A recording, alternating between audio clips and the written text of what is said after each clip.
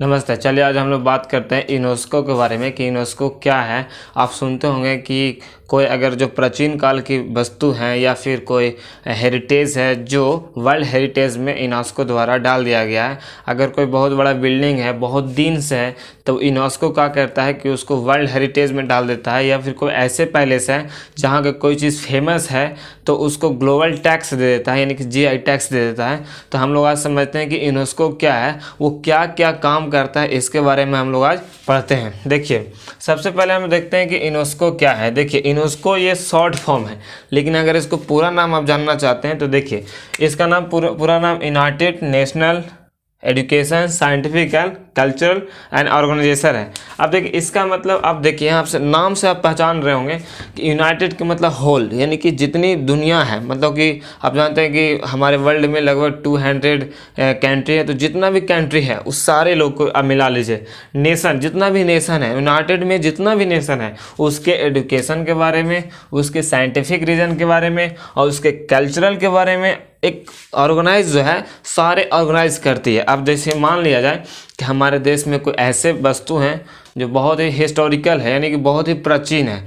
फिर इसके अलावा देखता है कि यहाँ के एजुकेशन सिस्टम कैसा है, यहाँ फिर देखता है कि यहाँ संस्कृति कैसा है। तो सारे चीज़ संयोग के रखता है, यानी कि बचा के रखता है ताकि आने वाले जो पीढ़ी हैं वो हमारे देख सकें। तो इस तरह से जो काम करता है उसको नाम है यूनेस्को। आई होप कि ये चीज़ आपको समझ में आ गया होगा कि यूनेस्को किसे कहते हैं। इसका फुल फॉर्म आप यहाँ पर देख सकते हैं। लेकिन मैं आपको एक चीज़ और बता देता हूँ कि भारत जो है इसमें ज्वाइन किया था 16 नवंबर 1945 ईस्वी को, और इसकी स्थापना जो हुआ था 1946 में। आप समझिए कि भाई ये स्थापना 1946 में हुआ है तो ज्वाइन 1945 में कैसे हो गया। तो देखिए, जब ये ऑर्गेनाइजेशन जब क्रिएट किया जा रहा था, यानी कि बनाया जा रहा था, तो ये सारे देश से ये पूछा जा रहा था कि भाई मेरे पास तुम ज्वाइन हो गए।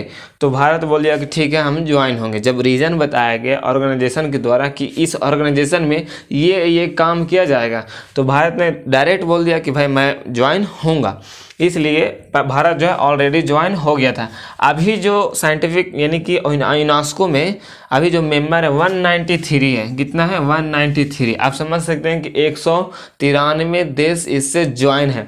और इसका हेडक्वार्टर की बात किया जाए तो पेरिस है, यानी कि फ्रांस की राजधानी कहाँ है, यानी कैपिटल पेरिस में इसकी हेडक्वार्टर है। आप समझ गए होंगे कि यूनेस्को क्या होता है, इसके अलावा ये किस तरह से काम करता है। आप ये भी समझ ये चीज़ जान लीजिए कि मान लिया कि हमारे देश में, जैसे में हमारे बिहार राज्य में लिट्टी चोखा काफ़ी ज़्यादा पॉपुलर है। लिट्टी चोखा जो है पूरे देश में पॉपुलरिटी बहुत ही है। अगर ये वर्ल्ड यूनेस्को का अगर पता चल गया कि नहीं यहाँ का जो लिट्टी चोखा है काफ़ी ज़्यादा पॉपुलरिटी है, ऐसा जो है कहीं और नहीं मिलता, तो यूनेस्को क्या करेगा कि इसे GI टैग दे देगा, यानी ग्लोबल इंडेक्स दे देगा।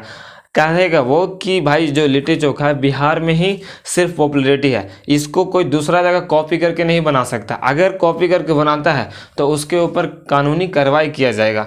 तो इस तरह से GI टैक्स दे देता है। जैसे मैं आप समझाऊँ कि जम्मू कश्मीर का जो केसर है उसको GI टैक्स मिला हुआ है, यानी कि एक ग्लोबल इंडेक्स पर उसको एक टैग मिल जाता है और ये बोला जाता है कि भाई जो तुम यहाँ उत्पादन कर रहे हो या फिर तुम बना रहे हो ये पूरे वर्ल्ड लेवल पर काम करेगी, यानी कि दुनिया के हर एक व्यक्ति उसको जान पाएगा।